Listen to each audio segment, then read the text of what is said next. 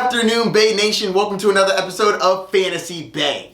I'm your host, Mike Williams, and here's my co-host, Geoffrey. Good afternoon, Bay Nation.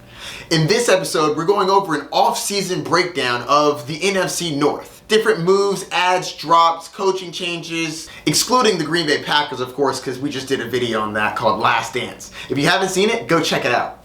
The teams we will be going over today are the Bears, Vikings, and Lions.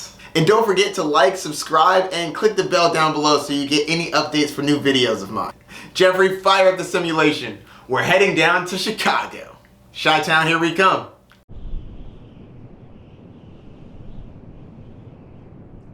Alright, Geoffrey, I'm going to try to be quick. Let's get it started. Coaches. There have been no major coaching changes for the Chicago Bears. They've made some minor moves, but nothing we actually need to worry about changing the scheme. Next. Quarterbacks. The Bears decided not to pick up Mitchell Trubisky's fifth option, so he's out of there. Nick Foles moves to the bench, and Andy Dalton was signed in March. 1 year, $10 million deal, telling him he'll be the starter. And then a month later, they drafted Justin Fields, quarterback out of Ohio State. They even traded up to get him. And it was a pretty big trade. 4 draft picks to the Giants for Justin Fields. Hope he works out. Next. Wide receivers. Allen Robinson has been unhappy in this offense. He has had terrible quarterback play, so he wanted out of there. The Bears said, nah. Franchise tag. The Bears franchise tagged Allen Robinson. He's getting paid $17 million this year. I doubt they're going to do it in back-to-back years. Hopefully Justin Fields is good enough to keep him around. Coach Matt Nagy said that Darnell Mooney has been on fire with his route running so far in the training camp. Love to hear that. Anthony Miller was traded to Houston during the offseason. The Bears sent Anthony Miller in a 7th and got back a 5th rounder next year.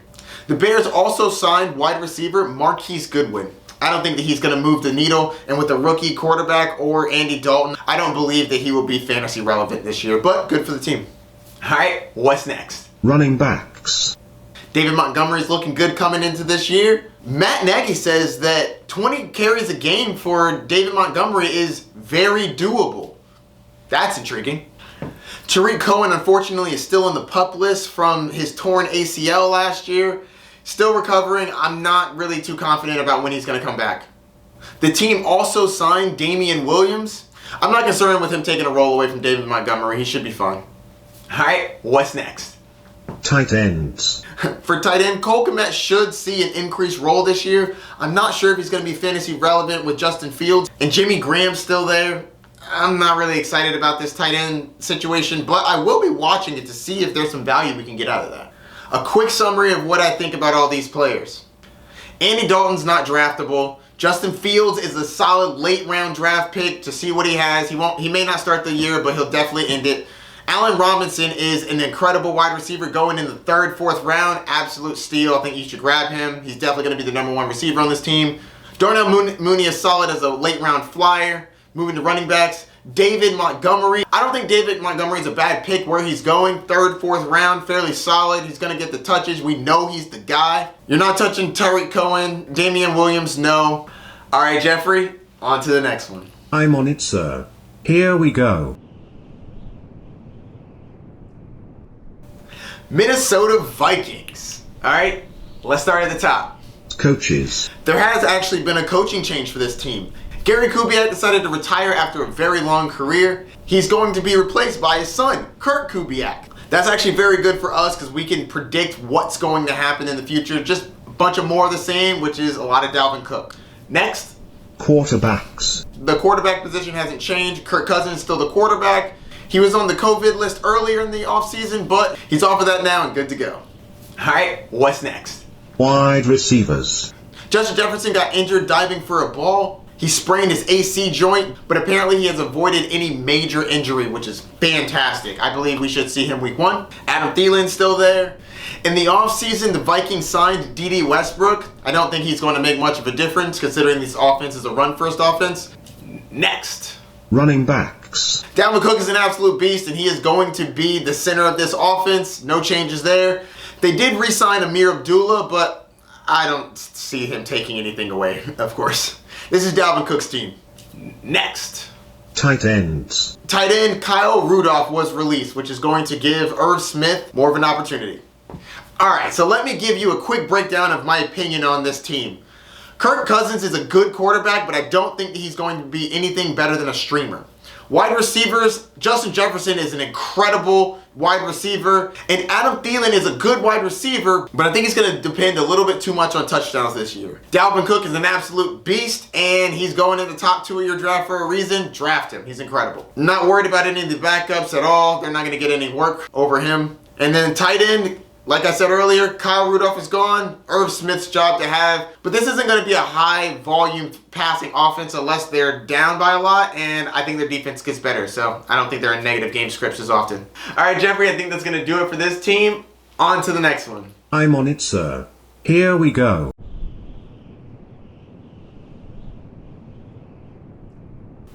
All right, Geoffrey, let's start at the top. Coaches. There have been some coaching changes. There's a new sheriff in town. Dan Campbell is the new head coach of the Detroit Lions. Good luck. He also brought in Anthony Lynn, the offensive coordinator. I believe they're going to try to run the ball, but that could be difficult while you're down. On to the next. Quarterbacks. The Lions definitely shook up their quarterback position this offseason. Matthew Stafford is no longer the quarterback for the Detroit Lions. There was a huge trade. The Lions got a haul for Matthew Stafford.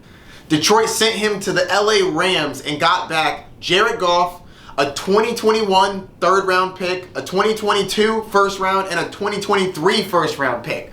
Wow. The Rams had to give up a lot to get out of Jared Goff's contract, but now they have Matthew Stafford and the Lions have Jared Goff. Jared Goff is making $33.5 million a year. That is the 6th most in the league. Wow. Yeah, that's why they had to give up all those draft picks to get rid of him. I believe they have an opportunity to opt out of his contract in the next couple of years. On to the next one. Wide receivers. At the wide receiver position, they lost their 2 best wide receivers. Kenny Golladay and Marvin Jones are no longer on the team. They bring in Tyrell Williams on a 1-year, $4 million deal and Brashad Perriman for a 1-year, $2.5 million deal. This is a meh wide receiver core at best. They also drafted Amon-Ra St. Brown in the 4th round. The Lions are definitely in a rebuild. All right, what's next? Running backs. DeAndre Swift, the starting running back for the Detroit Lions, has been dinged up recently. He has a sore groin, and it has kept him out of a significant amount of practices. They're optimistic that he'll start off week 1, but we're going to have to monitor that moving forward. The Lions also signed Jamal Williams to a 2-year, $7 million deal. That's fairly solid for a running back. I do think that he's going to be involved. The head coach has called DeAndre Swift and Jamal Williams a 1-2 punch. So I do think that Swift is going to be the main guy, but there is a chance that Jamal Williams is in the lineup more than you would like. All right, what's next? Tight ends. TJ Hawkinson apparently has been looking really good at training camp. I'm very interested to see where he's going to go in draft. As of right now, it looks like he's the 6th tight end off the board. I don't tend to draft tight ends in the middle rounds, but they really don't have great people to throw the ball to, so there's a chance that he definitely gets some work. So let me give you a quick rundown on what my opinion is on all these players.